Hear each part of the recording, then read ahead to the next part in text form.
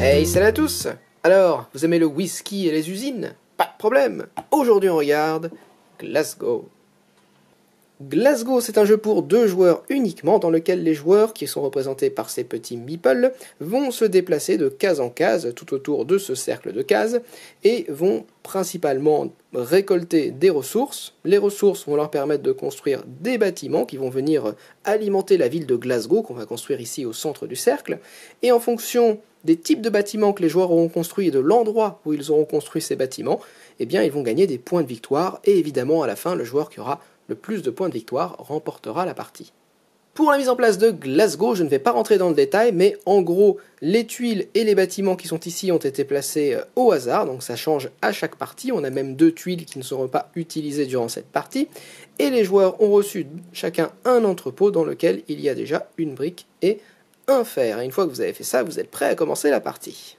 Comment se déroule le tour de jeu dans Glasgow? Eh bien c'est un petit peu comme dans Patchwork ou dans Tokaido, c'est toujours le joueur qui est en dernier qui va jouer. Donc dans la situation présente, on tourne dans le sens des aiguilles d'une montre, c'est le joueur vert qui est en dernière position, donc c'est vert qui va commencer à jouer. Donc le joueur va pouvoir avancer sur n'importe quelle tuile, il peut même faire tout le tour du plateau et arriver jusque là s'il le souhaite, réaliser l'action de la tuile, et ensuite ce sera à l'autre joueur de jouer si l'autre joueur est derrière lui. Sinon, le joueur continue à jouer jusqu'à ce qu'il dépasse son concurrent. Donc là ici, vert va décider d'avancer, il va décider d'avancer jusque là pour prendre du fer. Alors ça, ce sont des tuiles contrat qui généralement permettent de récolter des ressources. On peut avoir qu'une seule personne par tuile contrat, donc vert en venant ici va bloquer cette case pour le joueur bleu. Donc vert prend son fer, et maintenant que bleu est en dernière position, c'est à bleu de jouer. Alors bleu pourrait très bien venir ici ou ici, mais pour l'instant il a une tuile ici sur laquelle il a tout intérêt à venir, puisque en venant là il récupère une brique, et en plus c'est encore à lui de jouer puisqu'il est toujours en dernière position. Donc il va venir par exemple ici, et il va récupérer un whisky. Alors le whisky c'est une ressource joker.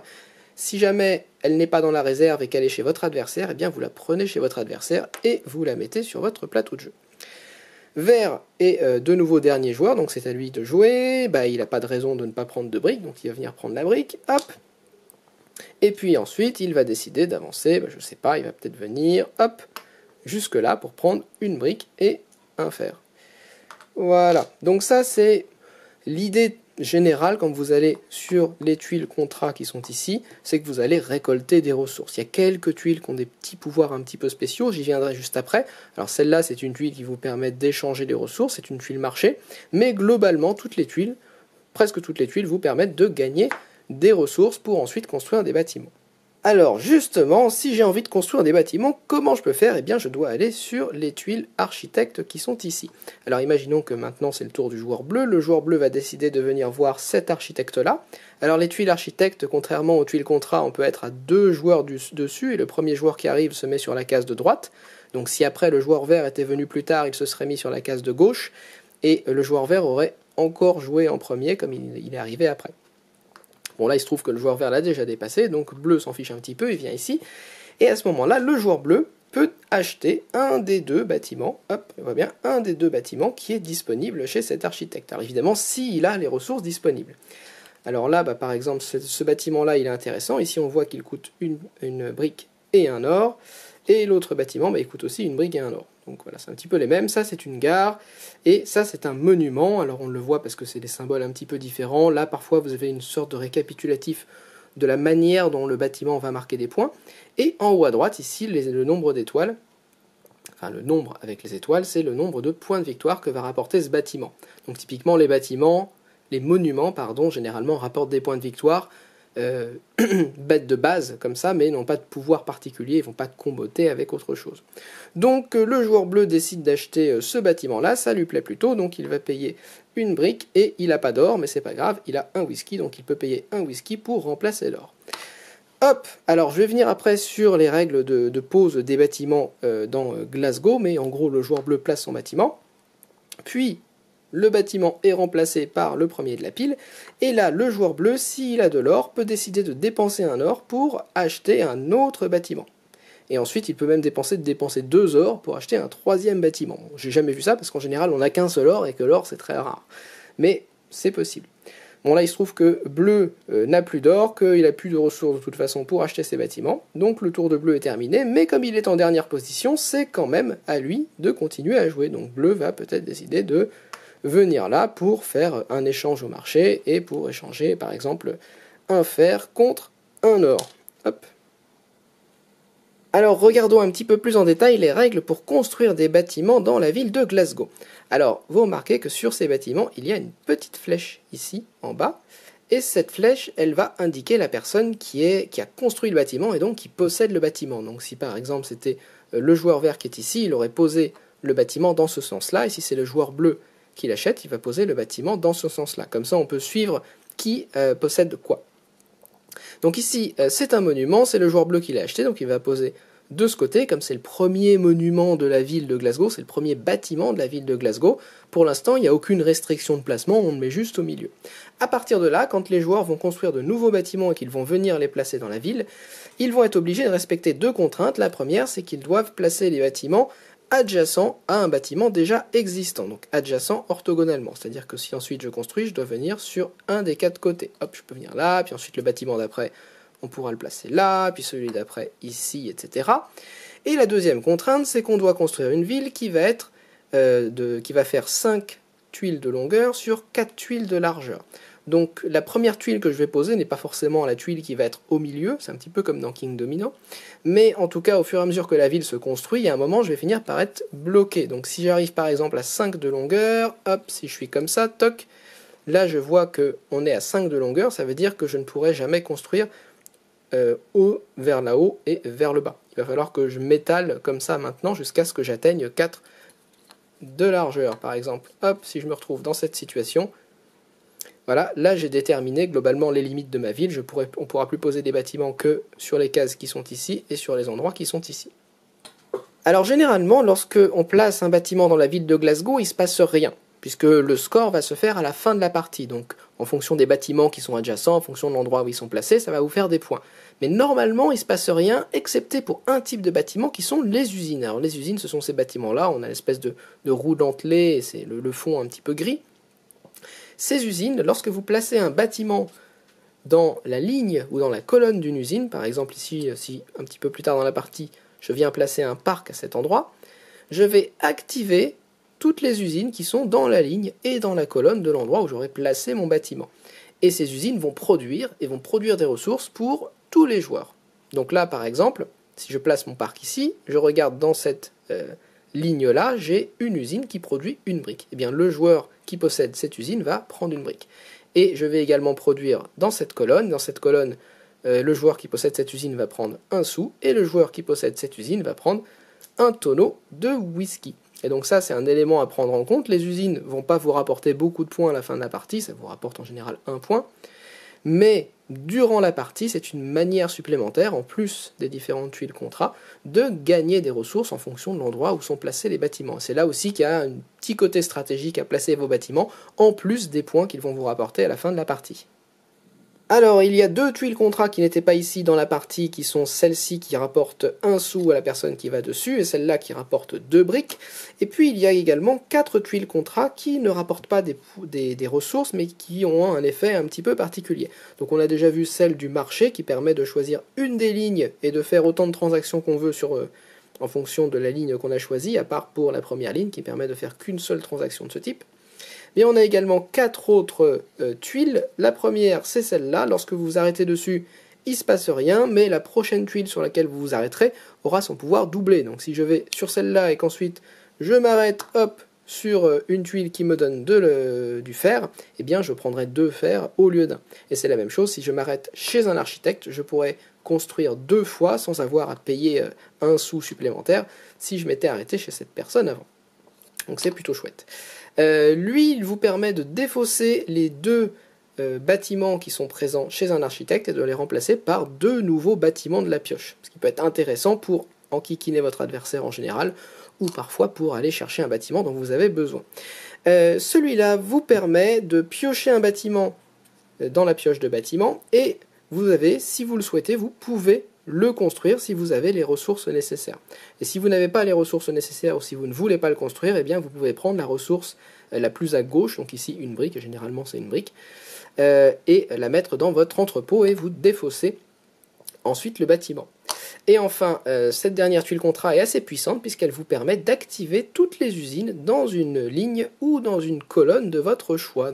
Et voilà typiquement à quoi peut ressembler la ville de Glasgow à la fin de la partie, puisque une fois que la dernière tuile a été posée, le jeu s'arrête immédiatement, une fois que la ville est complète, et à ce moment-là, les joueurs regardent combien ils ont de points de victoire. Alors d'abord, on regarde les parcs. Les parcs, bah, c'est ce qui est vert, évidemment, un parc c'est vert. Et donc par exemple, là j'ai 2 parcs, et les parcs vont vous faire gagner un nombre de points équivalent à leur nombre de hauts carrés. Donc typiquement, si j'ai un parc, c'est 1 point, 2 parcs, c'est 4 points, 3 parcs, c'est 9 points, 4 parcs, 16 points, 5 parcs, 25 points, et 6 parcs, 36 points. Donc il y a 6 parcs dans le jeu, vous pouvez faire 36 points avec ça, c'est extrêmement puissant, il ne faut pas tous les laisser à votre adversaire. Ensuite, on a des immeubles, ce sont ces tuiles ici, et les immeubles vous font des points en fonction des immeubles auxquels ils sont adjacents. Donc c'est 3 points par immeuble adjacent, qu'ils soient à vous ou à votre adversaire. Donc par exemple, là on a 3 immeubles adjacents, il y en a 2 à moi, 1 à mon adversaire. Celui-là va me rapporter 3 points pour cet immeuble et 3 points pour celui-là, donc il me fait 6 points. Celui-là me rapporte 3 points pour cet immeuble-là, et celui-là va rapporter 3 points à mon adversaire. On a ensuite les magasins, qui ont ce symbole-là. Les magasins font 1 point de base, mais surtout s'ils sont placés dans un coin de la ville, ils font 5 points. Il y a 3 magasins, donc ça peut faire jusqu'à 15 points si vous arrivez à bien les placer, mais généralement, dès que vous les mettez quelque part, votre adversaire va évidemment se débrouiller pour que ça ne tombe pas dans un coin de la ville, donc il ne faut pas le faire trop tôt non plus. Vous avez les points qui sont sur les usines donc qui rapportent en général 1 point, c'est pas très intéressant, mais au moins ça vous fait des ressources pendant la partie. Vous avez les bâtiments qui rapportent uniquement des points de victoire, qui peuvent rapporter 4, 5 ou 6 points de victoire, qui sont des bâtiments qui existent vraiment, je crois, dans la ville de Glasgow. Ensuite, vous avez des banques. Alors les banques vous font des points de victoire en fonction des ressources qu'il vous reste à la fin de la partie ou en fonction du nombre d'usines que vous avez. Par exemple, celle-là me fait 2 points pour chaque fer qu'il me reste à la fin de la partie dans mon entrepôt. Donc ça peut me faire jusqu'à 8 points. Il y a pareil pour les briques, pour l'or. Et on a une autre banque qui était ici, voilà celle-là, qui me fait 2 points de victoire pour chaque usine que j'ai construite dans Glasgow à la fin de la partie. Donc là, par exemple, ça me ferait 1, 2, si je suis le joueur qui est vers le bas, ça me ferait 4 points parce que j'ai construit 2 usines dans cette ville. Et enfin, on a les gares. Alors, les gares, où est-ce qu'elle est? Elle est là. Les gares vous rapportent des points si jamais vous avez réussi à construire, alors déjà la gare, mais si en plus vous avez un monument, une usine, un parc et un immeuble, ça vous fait 10 points. Donc ça fait énormément de points, c'est très très intéressant. Et le truc, c'est que si vous construisez une deuxième gare, vous n'avez pas besoin d'avoir un deuxième bâtiment, une deuxième usine, un deuxième parc, un deuxième immeuble. La première collection que vous avez constituée pour cette gare compte aussi pour la deuxième. Donc en gros, si vous avez juste ces 4 bâtiments plus 2 gares, ça vous fait 20 points. Et si vous arrivez à construire encore une autre gare, boum, ça vous fait 30 points directement, sans que vous ayez besoin à chaque fois de faire toute une collection complète. Donc ça peut être très très intéressant. Donc chaque joueur fait le total de ses points de cette manière, et le joueur qui a le plus de points remporte la partie. Boum! Et voilà, c'est tout pour Glasgow. Alors Glasgow, c'est un petit jeu qui est sorti d'un petit peu de nulle part, hein, parce que j'avais vu la page sur Board Game Geek il y a quelques mois. Il y avait encore quasiment aucune information, à peine quelques images d'un prototype, et je m'étais dit, ah, ça n'a pas l'air si mal, parce que dès qu'il y a un petit jeu à deux comme ça, je m'y intéresse. Et je suis très content en fait d'avoir réussi à mettre la main sur cet exemplaire, qui n'est pas du tout rare, mais je suis content enfin qu'il arrive en France dans une version qui est plutôt bien faite, je dois le dire. Au niveau matériel, c'est vraiment pas mal, c'est très agréable à manipuler. Il y a une odeur un peu bizarre dans la boîte, mais bon, je pense que ça va partir en l'aérant. La règle est bien faite, je le dis pas souvent, mais voilà, quand elle est bien faite, il faut le dire. Et typiquement, ce qui est vraiment bien, c'est que voilà, c'est qu'est-ce que je fais durant mon tour? Eh bien, 1, avancer sur le parcours, 2, résoudre l'action de la tuile. Voilà. C'est tout simple hein, de mettre les choses un petit peu en forme pour que ce soit clair, visible et qu'on arrive à comprendre tout de suite ce qu'on fait, quoi. La règle est vraiment facilitante pour rentrer dans le jeu, et ça c'est très appréciable. Ensuite, sur les mécaniques de jeu, le jeu est très fluide, très rapide. On se rend pas compte comme ça, mais en fait, en 20-25 minutes, la partie est pliée. Les 30 minutes pour la première, mais même en réfléchissant bien, finalement, comme il y a une certaine dose de hasard, dans le fait que les bâtiments vont sortir dans un ordre qui n'est pas prévisible, bon, finalement, vous n'avez pas non plus une information pure et parfaite, donc vous avisez au fur et à mesure de la partie en prenant à chaque fois le choix qui est le plus intéressant pour vous. Ça ne veut pas dire que vos choix sont inintéressants, il y a des bons choix à faire, parce que même si dans telle ou telle situation, c'est ce bâtiment-là qui vous fait le plus de points, le fait qu'il y ait des usines ici ou là qui puissent vous rapporter des ressources durant la partie, c'est un élément à prendre en compte. Le fait que votre adversaire soit en train d'essayer de réunir un set complet pour se faire les points de sa gare, c'est un élément à prendre en compte et vous devez essayer de le bloquer. Parce que comme tout est assez simple à comprendre, c'est aussi assez simple de voir ce dont l'adversaire a besoin et donc c'est assez simple de le bloquer ou en tout cas d'essayer de le bloquer. Et là c'est quelque chose qu'on ne voit pas forcément tout de suite, qui n'est pas apparent peut-être à la première partie, mais le jeu est méchant. Le jeu est assez méchant, c'est un jeu quand même de blocage. Vous allez embêter l'autre en utilisant par exemple cette tuile pour aller défausser les bâtiments dont il aurait besoin, en essayant de passer devant lui pour prendre les bâtiments à sa place, en essayant de le bloquer ici, en mettant des usines ou en essayant en empêchant de mettre son magasin dans un coin, voilà, des petites choses comme ça, qui font que le jeu reste très interactif, même si au premier abord on n'a pas forcément l'impression. Le fait également que les tuiles ici soient mises dans un ordre aléatoire et qu'il y ait 2 tuiles qui ne soient pas utilisées à chaque partie, ça renouvelle quand même un petit peu vos parties, parce que des fois il y a des points de blocage, il y a des endroits qui sont plus intéressants que d'autres, il y a des pouvoirs, quand vous ne les avez pas dans une partie, ça change un petit peu votre partie, typiquement celui-là, quand vous ne pouvez pas défausser des tuiles architectes, ça change un petit peu la partie, quand vous ne pouvez pas réactiver des usines une deuxième fois, les usines sont peut-être un peu moins intéressantes à cette partie. Voilà, il y a plein de petites choses comme ça, de petites subtilités qui font d'un jeu simple, pas un jeu simpliste, mais un jeu agréable à jouer et assez fluide et qui reste malgré tout intéressant. Après, est-ce que c'est un grand jeu? Est-ce que c'est le jeu de l'année? Non, c'est pas le jeu de l'année, c'est pas le meilleur jeu du monde. Mais est-ce que c'est un bon jeu? Oui, c'est un bon jeu. C'est un jeu qui est très agréable, qui est fun, qui se joue rapidement, qui se sort facilement, qui s'explique facilement, et on est immédiatement dedans. Et surtout, il s'installe aussi très rapidement. Donc ça dépend un petit peu de ce que vous recherchez dans le jeu, mais si vous cherchez un jeu pour deux, simple, accessible, mais avec des bonnes décisions, avec une bonne dose d'opportunisme et un petit peu de hasard quand même, mais aussi de l'interaction entre les joueurs, quitte à ce que parfois on râle un petit peu quand quand l'autre se met sur une case dont on avait besoin ou nous prend un bâtiment dont on avait absolument besoin pour gagner la partie, et ce jeu peut être fait pour vous. Si vous cherchez quelque chose dans lequel il n'y a pas de hasard et une réflexion extrêmement dense, extrêmement tendue en permanence, non, le jeu va être trop léger pour vous. En tout cas, moi je trouve qu'il est assez agréable, assez sympathique à jouer et vraiment fluide, et donc ça peut être une petite alternative pour des jeux de construction de ville. Typiquement, Quadropolis, c'est un gros jeu, c'est très long de le sortir. Des fois, si on a juste envie de construire une ville très rapidement, Glasgow, ça peut être une option tout à fait viable et alternative. Voilà, donc c'est tout ce que j'avais à dire sur Glasgow. N'hésitez pas à laisser un commentaire, à mettre un pouce vers le haut, à vous abonner. Et moi, je vous retrouve la prochaine fois. Salut!